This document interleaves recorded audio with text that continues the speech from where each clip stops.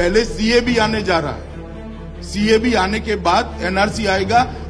পশ্চিমবঙ্গে এনআরসি হওয়ার জন্য যে ডেটাবেস তৈরি হয়েছিল বা তৈরি হওয়া আছে তাতে প্রায় আপনারা 10 কোটির উপরও জনসংখ্যা রয়েছে পশ্চিমবঙ্গে, এবং পশ্চিমবঙ্গের সীমান্তবর্তী যে এলাকাগুলো বিভিন্ন যে ডিস্ট্রিক্টগুলো রয়েছে সেখানে প্রচুর পরিমাণে অবৈধ বাংলাদেশি এসে তারা কিন্তু বাড়িঘর করেছেন। এই ডেটাবেস তৈরি করে কেন্দ্র আদতে দেশের বৈধ নাগরিকদের সম্পূর্ণ তথ্যপঞ্জি তৈরি করতে চাইছে। সেই লক্ষ্যে সব নাগরিকদের রেশন, আধার, ভোটার কার্ড সহ সব তথ্য একসঙ্গে রাখার চিন্তা ভাবনা করা হচ্ছে। এই যে আধার কার্ডের লিঙ্ক, ভোটার কার্ডের লিঙ্ক, মোবাইল নাম্বারের লিঙ্ক, এবং আধার কার্ডের উপরে দেখবেন দেওয়া আছে যে আধার কার্ডের সঙ্গে মোবাইল নাম্বার উপরে দেখবেন লেখা আছে আধার কার্ডের জন্ম প্রমাণ কোনো কাজে লাগবে না, এবং আধার কার্ড কোনো ভারতীয় প্রমাণপত্র, নাগরিকত্বের প্রমাণপত্র নয়। এছাড়াও ভোটার কার্ডও তো দেখবেন, ভোটার কার্ডও কিন্তু কোনোভাবে আপনি এনআরসিতে দেওয়ার মতো নয়। মানে এনআরসি যে হবে তাতে যদি আপনি ভোটার কার্ড শো করেন তাহলে কিন্তু সেটা হবে না, সেটা কিন্তু আইনত লেখা রয়েছে। দ্বিতীয়ত এখন আধার কার্ডের প্রথমে দেখবেন উপরের দিকে দেখবেন লেখা রয়েছে আধার কার্ড কোনো নাগরিকত্বের প্রমাণ নয় বা জন্ম সার্টিফিকেটের কোনো প্রমাণ নয়। ঠিক আছে, শুধু তাই নয়, পাসপোর্ট, ড্রাইভিং লাইসেন্সের তথ্যও রাখা হবে এই ডেটাবেসে। সমস্ত কিছু একত্র করা হচ্ছে। এখন তো বাচ্চাদের প্যান কার্ডও করা হচ্ছে। বছর 3 আগে এনআরসি সিএ এর বিপক্ষে তীব্র আন্দোলন তৈরি হয় দেশের বিভিন্ন প্রান্তে। কেন্দ্রের টার্গেট এনআরসি। সর্বভারতীয় সংবাদ মাধ্যম সূত্রের খবর, এই ডেটাবেস তৈরির বিষয়ে ইতিমধ্যে নোট তৈরি করেছে কেন্দ্রীয় মন্ত্রিসভা, এবং রাজনৈতিক পর্যবেক্ষকদের একাংশের দাবি জনগণের তথ্যপঞ্জি তৈরি এই উদ্যোগ আসলে এনআরসি ধাপের আগের ধাপ। এনপিআর হচ্ছে প্রথম টেস্ট, এবং এনপিআর এর পরে কিন্তু এনআরসি চালুর কথা রয়েছে। এবং মানে যে প্রথম দেখুন বন্ধুরা, প্রথমে চালু হবে এনপিআর এর পরে হবে সিএএ চালু হয়ে গেলেই হয়ে যাবে এনআরসি।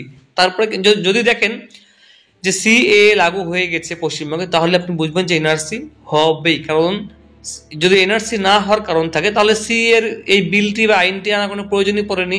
2019 সালের ডিসেম্বর মাসে আইনটি পাস হয়, রাষ্ট্রপতি সাইন হয়েছে। যদি এনআরসি না হতে হয় তাহলে সি এর কোনো প্রয়োজনই নেই। কারা আছে তারা থাকবে, যেহেতু ভারতের নাগরিকত্ব বা নাগরিক কারা তার দেখার জন্যই এনআরসিটা করা। তার জন্য কিন্তু যে সিকিউরিটি, যেটা সিএএ অর্থাৎ অমুসলিম যারা আছেন, যারা ভারতে যারা আছেন, যারা বাংলাদেশ থেকে এসেছে, যারা প্রত্যেককে কিন্তু এই নাগরিকত্ব দেওয়া হবে সিএএ এই আইনটির অধীনে। তাহলে যদি এনআরসি নাই হতো তাহলে সিএএ আনার কোনো প্রয়োজনই পড়তো না। ঠিক আছে, তাহলে না, যদি যখন বের করে দেওয়া হবে তার জন্য কিন্তু এই সিএটা আনা হয়েছে। এনআরসি করা হবে, এনআরসি হবে। এবং সংসদে এই বিষয়টি পেশ হলে ফের সুর চড়াতে পারে বিরোধীরা। সর্বভারতীয় সংবাদ মাধ্যম সূত্রের খবর, এই ডেটাবেস তৈরি করে কেন্দ্র আদতে দেশের বৈধ নাগরিকদের সম্পূর্ণ তথ্যপঞ্জি তৈরি করতে চাইছে। সেই একটা কথা দেখুন, রেশন কার্ড, আধার কার্ড, ভোটার তালিকা, পাসপোর্ট, ড্রাইভিং লাইসেন্সের দায়িত্বে থাকা সংস্থা থেকে তথ্য নিয়ে নিয়মিত ডেটাবেস আপডেট করা হবে। তো আপনারা বুঝে নিন বন্ধুরা, আধার কার্ড, রেশন কার্ড, ভোটার তালিকা, পাসপোর্ট, ড্রাইভিং লাইসেন্স কার কার আছে সমস্ত কিছু তথ্য নিয়ে ডেটাবেস তৈরি করা হবে। এটা কিন্তু আপডেট করা হবে। কি থাকবে ডিজিটাল ডেটাবেসে?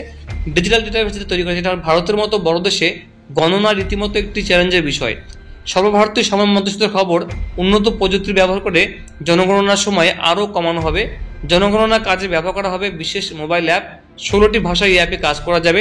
দেশের রেজিস্ট্রার জেনারেল এই ডেটাবেসের দায়িত্বে থাকবেন। তো বন্ধুরা, এই যে এনপিআর তথ্য, যেটা আমি আপনাকে আগে বলেছিলাম যে পশ্চিমবঙ্গে 2021-এ হওয়ার কথা ছিল যে এনপিআরটা, সেটা কিন্তু হয়নি, তাই পিছিয়ে গিয়ে 3 বছর পিছিয়ে গেল। আগামী ধরে নিন সেপ্টেম্বর অক্টোবর মাসে কিন্তু এনপিআর হতে পারে লোকসভা ভোটের পরে। তো কি হয় দেখা যাক বন্ধুরা। তো এই ডিজিটাল ডেটাবেসে কিন্তু আপনাদেরকে বহু প্রশ্ন করা হবে বন্ধুরা, এবং তারপরে কিন্তু চালু হবে সিএএ এবং এনআরসি। তো বন্ধুরা, আপনার কি মতামত দেশের এই ডেটাবেসে এই আধার কার্ড লিঙ্ক কেন হচ্ছে? অবশ্যই বন্ধুরা আপনারা জানাবেন। অসংখ্য ধন্যবাদ।